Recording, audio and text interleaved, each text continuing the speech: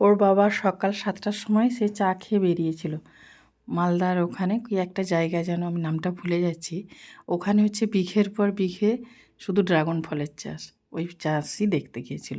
তো ওখান থেকে ওই যে একটা ফল এনেছে ড্রাগন।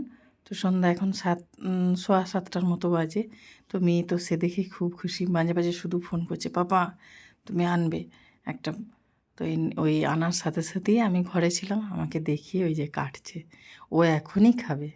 আমার আবার জানেন একদম ভালো লাগে না খেতে ড্রাগন ফল, আমি একদমই খেতে পারি না, আমার যেন কেমন লাগে দেখলে। এই যে এত লাল টুকটুকে না, দেখছেন একদম যেন লাল টুকটুক করছে, দেখতে ভালো লাগে, মনটা এই হয়েছে, কিন্তু আমি আবার খেতে পারি না। ও খুব পছন্দ করে, ওর বাবাও পছন্দ করে, ও পছন্দ করে।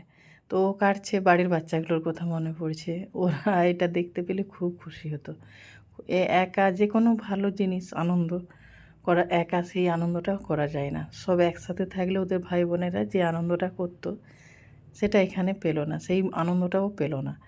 ওখানেও একটা কচু ভাই এনেছিল এর আগে, সবাই মিলে একসাথে কেটে বসে যে আনন্দটা পেয়েছিল, হয়তো হ্যাঁ পরিমাণে কম খেয়েছিল, কিন্তু এখানে একটা ড্রাগন ফল ও একাই খাচ্ছে, কিন্তু সেই আনন্দটা ও পায়নি। ও বলছে দারুণ লাগছে।